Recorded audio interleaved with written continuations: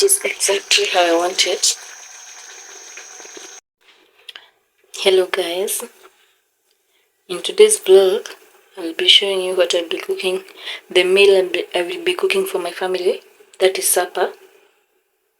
I'm going to cook some ugali here.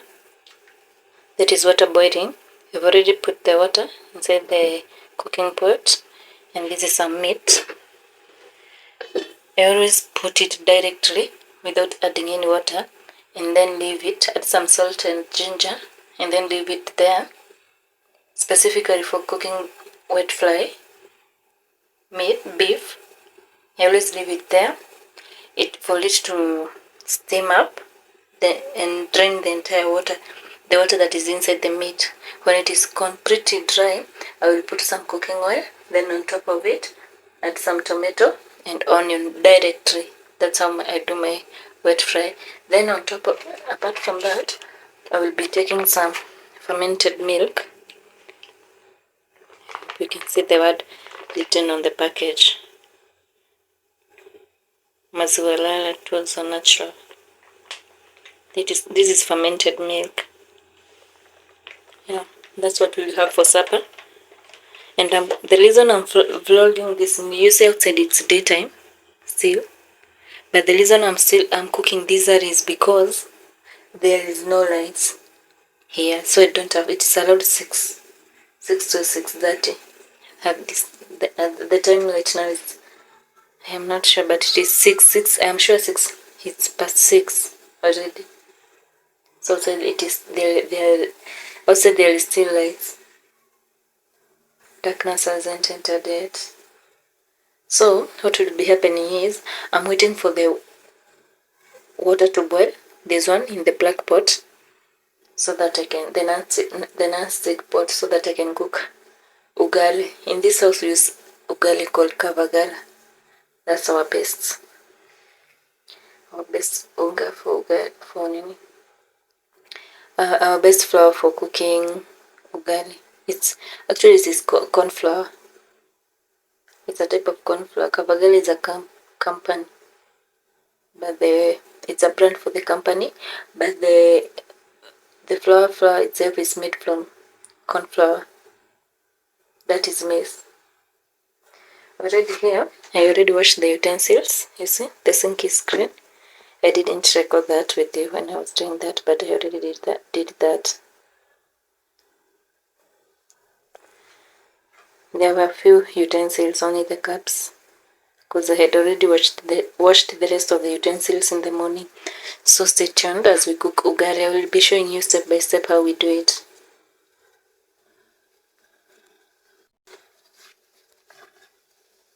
So guys, if you're very keen, inside there you can see the water is bubbling up, meaning it is boiled already.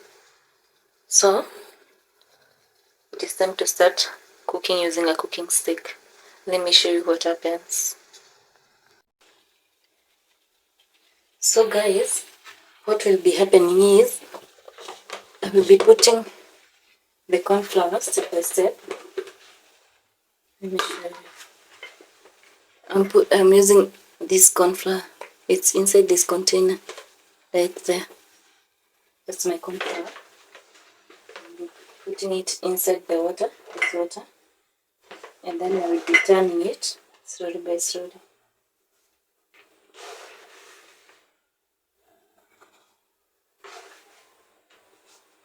I'm used to cooking the corn flour. That's why I'm kind of sure the amount of flour I should add inside this water. So this is what happens. You turn it.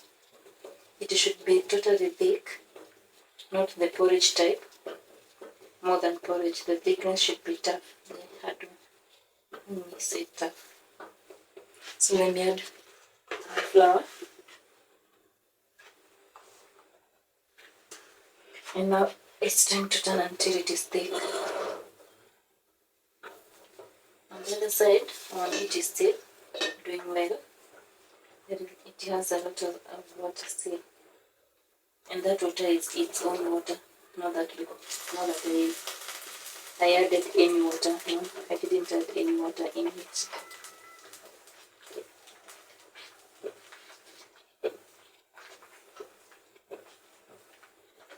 This type of corn flour, the grade 1 is sweet to me. I actually hate the graded one. The milled one directly from the I don't know how they are called, the mills.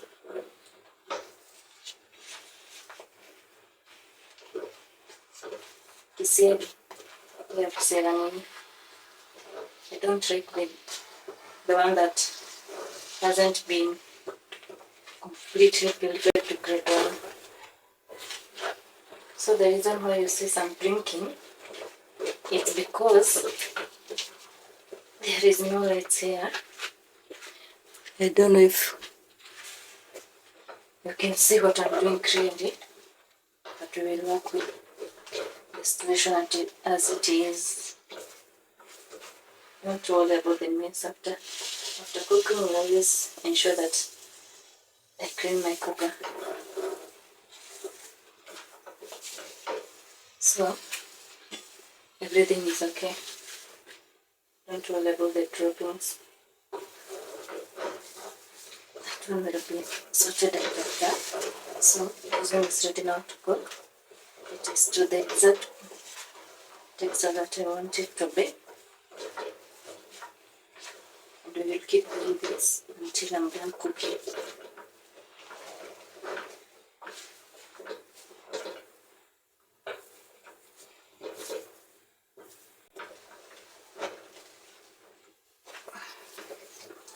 The type of torch I'm using to help me enhance more light, the one misbehaving.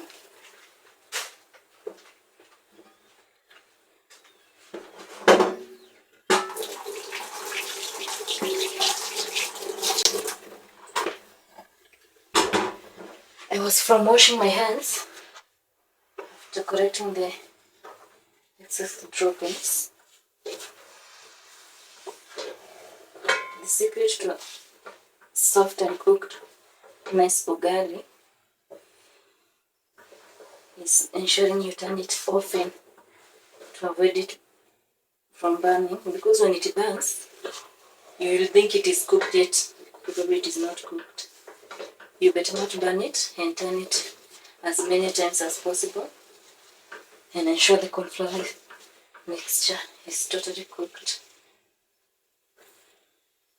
Later on I will be washing the cooker where I will give a place that the cooking.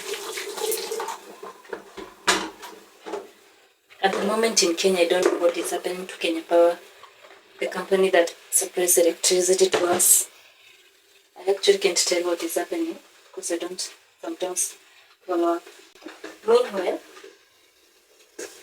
on the other edge, I can already hear the sound of the meat. It's doing the thing. The meat is now ready to be for me to add some oil, cooking oil. And in the moment, I will be adding some specific oil that I use when cooking meat.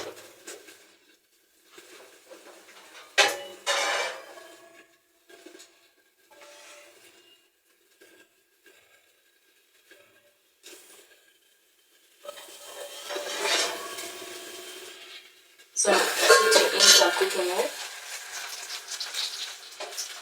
That is enough for now. And I made some extra just to keep a spoon on top of it.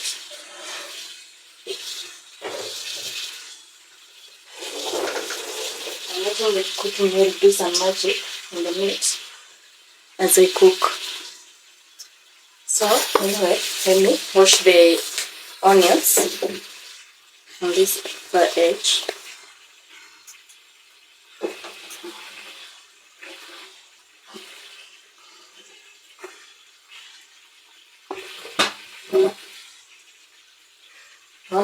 Wash the onions and tomatoes. Slice them into smaller pieces.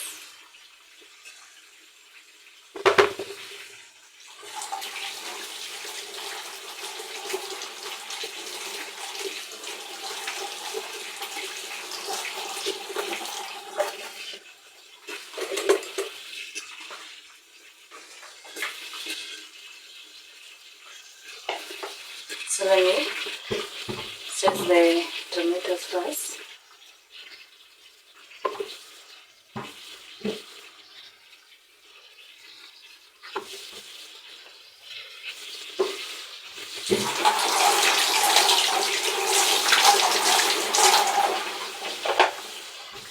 Prepare the onion also.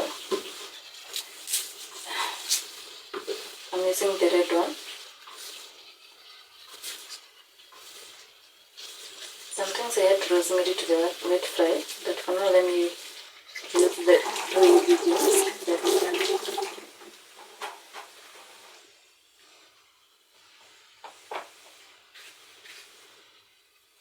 This is how I chop it, the African way, using my hands quick and fast. Because when I use chopboard, I always take a lot of time. My husband uses chopboard when doing this. He isn't equipped to doing this very fast. Yeah, I'm being brought up in the countrysides, so I can easily do this with our hands. If you can see clearly what I'm doing, I'm chopping the tomatoes into smaller sizes, and I will later on put them inside the meat. So to ensure that the meat has enough taste, I will use this spoon, cooking spoon, and slice the onion on top of it, like that. Put it there, like that. I don't cook the onion first to ensure the wet fry has that extra taste of onion. It starts different when you do it this way. You don't want it cooked, completely cooked, like how they say it should turn golden brown. You want it just the way it is, so that when chewing I can feel that taste of the onion. So that one I'm done. I wash my hands.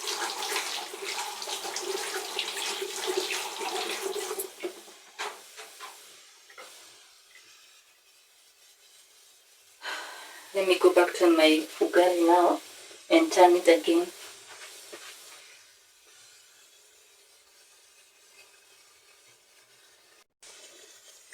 So let's continue turning this ugali, guys, with the float in the tray. 1 minute is enough. Let it rest again. Turn it again that time. And then the fourth time I will be removing it from the heat. It will be completely cooked. Please don't worry about the parts that are falling down. I will definitely wash the entire place after finishing. I can't leave my kitchen messed up because I don't have any other person to help me. I'm only me and my husband and my child. So I have to ensure that everywhere is clean. As long as I'm in the kitchen. Not only in the kitchen, I have to do this in every other part within the house. So what happened is, I had turned off the meat. I don't have to. There is no electricity, that's why you're seeing me using a matchbox to light up the cooker.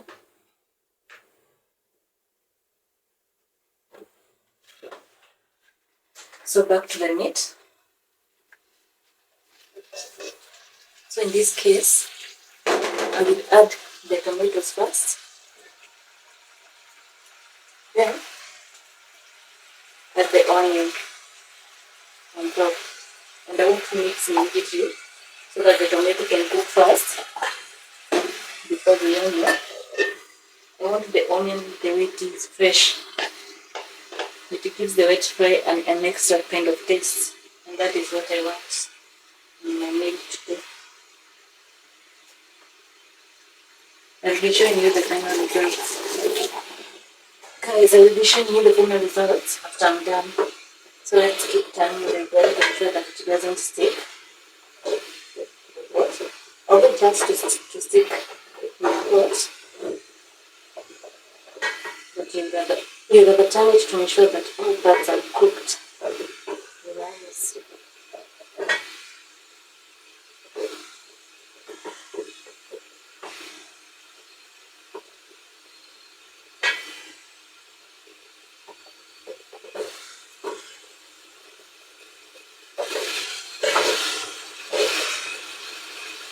This is one of my afternoon routines that I do as a mom of one and my wife. Yep. So the meat is cooking here and the curry is here. I'll show you the end product when everything is done. I'll show you how it's starting. But later on.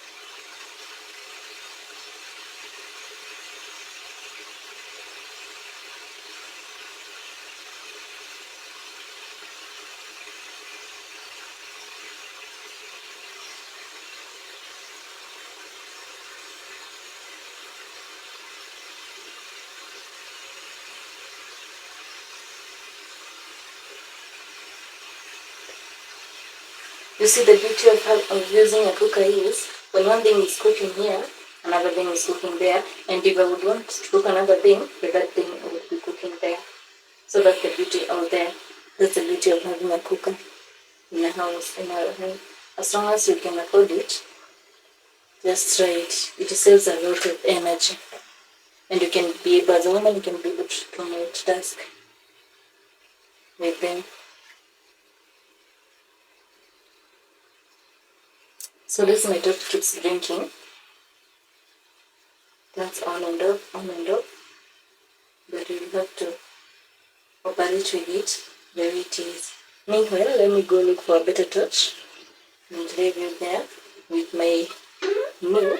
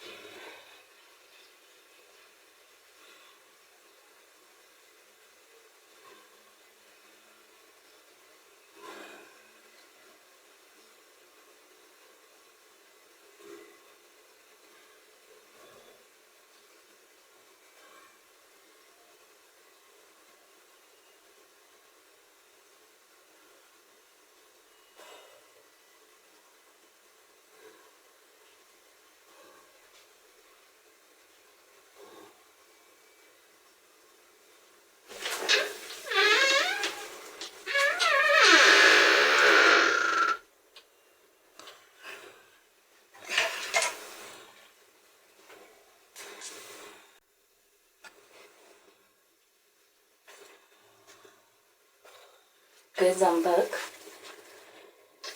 Oh my god, my touch keeps misbehaving, but we'll have to use it the way it is. Don't have any other option before the darkness gets in. So what will be happening now is I'll be taking off my ugali from this pot, cooking pot.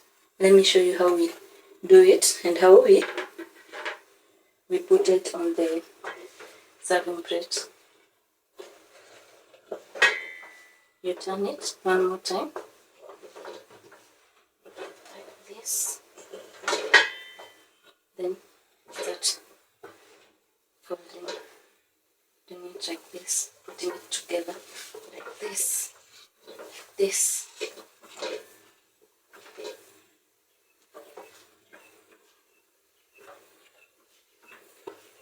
This is the most common cooked meal in Kenya and in in some countries within Africa, but within the countries they call it a different name with a different texture, not the hard one, like the one I'm doing here in Kenya. We do it this way, not kind of soft, in between soft and hard, in between the middle, in the middle between soft and hard, in there, in between there. You keep folding it like that, putting it together like that.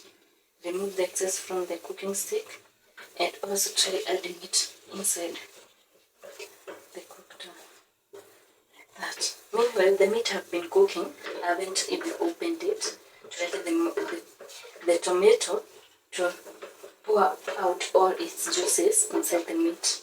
And then I will turn it. That's how we do it fry here in Kenya. Then I will turn it, add some little bit of water that I will use when eating my ugali.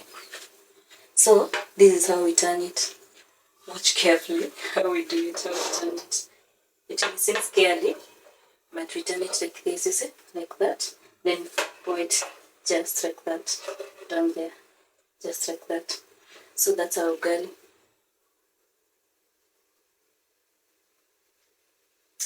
That's our ugali. So we let it rest for some time as my meal cooks here. My meat cooks on the other side. Let me try and remove the excess before it's extremely dry. But I will have to wash this entire part.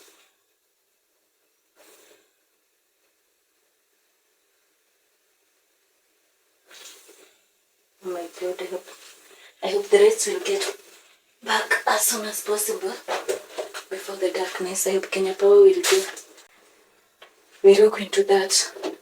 So back to our meat. It is time to try and stir it, to mix. I'm doing this way to mix the meat well, no, to smash the tomatoes into softer in the paste. Look, so I've already spread the meat evenly. And you would think that it burned. No, it didn't get burnt. It is actually it is so, there is a lot of water because the impact of the tomato juice is still there. I don't even think I will add a lot of water. But let it cook. Let us let it cook for some time. And we will be back, guys. So guys, I'm back with a better solution. If you can see my wet fly inside there. That's my wet fly. Even the camera can't do it justice. So guys, stay tuned. I already did the ugali. It is right there. That's how you do it. After putting it on the serving plate, you cover it to avoid any dirt, kind of dirt that may get in or intrude into it. That's my wet fly. Let us cover it and allow it to cook for some time.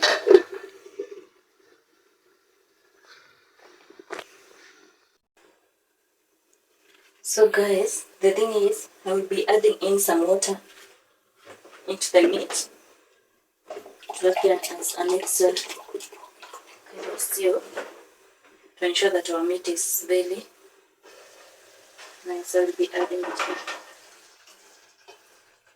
Yeah, that is enough. And then I will allow the water to boil enough. The meat is actually cooked already, so I will let the water boil for some time, for like 5 minutes. Then I will be back and check on it.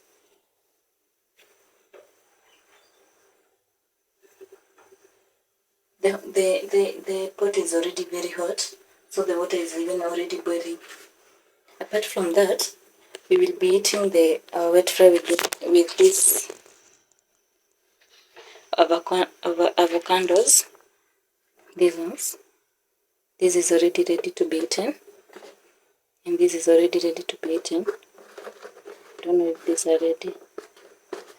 These two are ready to be eaten. Then, yeah, these two are, this one and this one, they are very ready to be eaten.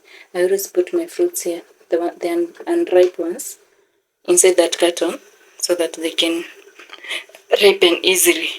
Because when I put them on the floor or in any other service inside the house, they will take miles or ages to ripen. So let's do this. The meat is cooking inside there, very nice. I have to clean up this mess, you see, around this area. That's where I was cooking ugali from, and you can tell by these particles that's ugali. I'll have to clean immediately after cooking the meat. So guys, stay tuned. Meanwhile, on the other side, my son is sleeping. He just slept like 1 hour ago, and that gave me enough time to prepare some supper. Here is some milk for him that I'll be preparing also. That is fresh milk. I don't love him taking the fermented one. I like him taking the fresh milk with some milk and fruits. Luckily, he likes taking ugali also. He have already started learning how to eat. That's the lucky side of me. So we will be here chilling for approximately 5 minutes. I don't want to go to any other room to avoid making noise for my son. I don't want him to wake up. So if you watched yesterday's vlog, it was about I'm still wondering how to call them.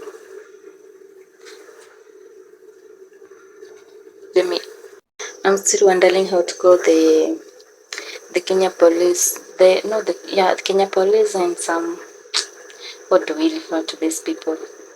The ones in charge of inspecting buildings. Actually, they are those officers they are officers in charge of. Actually, this is the actual term. The kanjos, the word kanjo in this case, I meant the people in charge of inspecting buildings, new buildings that are being brought up, built, or the people in charge of inspecting government roads that may be used for other purposes without the legal or the lawful way. So what happened in that video was I didn't even record most of the parts, given that I was so kinda terrified. You know those officers, when they come to approach you, they don't do it like the professional way. They come to you like it's an attack, like it's a very informal way. But most of the time, I used to see people complaining in the Facebook here in Kenya that those can just sometimes kind of harass. I won't say harass, but they harass actually. It depends with the type of kanjos we are talking about. Most of them harass the citizens, but it depends still. Let me not say that they do harass. Don't want anything bad image to appear in this. They cannot, the actual thing is they don't approach us in the normal citizens or the business people. They don't approach the business people in a professional way mostly. So it kind of makes you terrified when even communicating to them. So the reason I didn't record most of the part that the officers were there with us trying to tell us like the trench should pass through the building, my portable building business, is because most of the time I was occupied trying to convince them not to demolish the entire business. Because in case they did that, I would have incurred a lot of loss actually. Given that I have two pool tables, me and my husband, we have two pool tables. and all of them, the way they would have demolished it, they wouldn't have considered us removing the pool tables out of the building first. They would have just demolished the building when the pool tables are inside there, and that is the business, that our part of our businesses that we have depend on. For sure we depend on it. I wouldn't lie. So what happened was, we tried to convince them. They at least understood. Luckily the main officer, the head of the officers, was there, and he was a very understanding guy. He really listened to our side of the story, because we weren't the main owners of that land. So as we rented the place, like any other person would rent a place from the landlords. So the landlord, we called our landlord. He was present within the area, luckily, and he came sort out the issue, and they allowed us to not demolish the house, but rather dig the trench passing through the building, and then after that the water would definitely pass. The piping water, the water that are meant to nini, the water would pass, the pipes would be passed down the trench. That's what happened. So I hear my son crying, and I have to go and check on him. So stay tuned until the end. So guys, I'm back. Our meat has been cooking for some time, and my son has already fell asleep again. So let's check on our meat,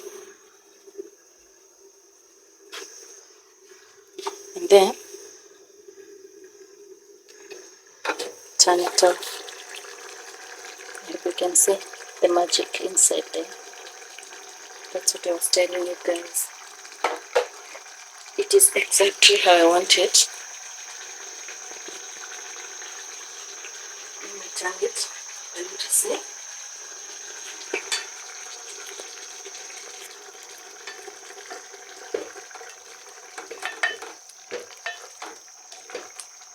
I wish you could see how nice it is, guys. Even the camera isn't doing it justice.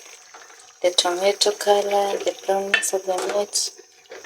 I think it is a type of form I'm using that is letting me down, but oh my god, it looks so yummy.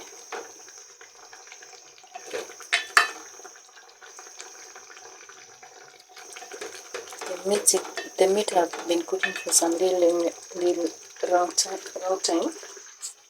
so I know it's now done. Let me cover it up, then turn off this, turn it off, then clean up this entire mess. Outside, I hope you can see it is already dark outside. You can clearly tell it's dark. I had opened the window open to ensure that some fresh air gets in, because I was cooking. So everything is ready to be served, because the avocados are there, the milk that is needed to be used as our drink is also there. My son would be drinking the fresh milk. That one I had already boiled it. All that it requires is a little boiling. Yeah, and the utensils are clean. Everything is nice and clean. So all that is left is me serving the supper to my family, the meal to my family for supper.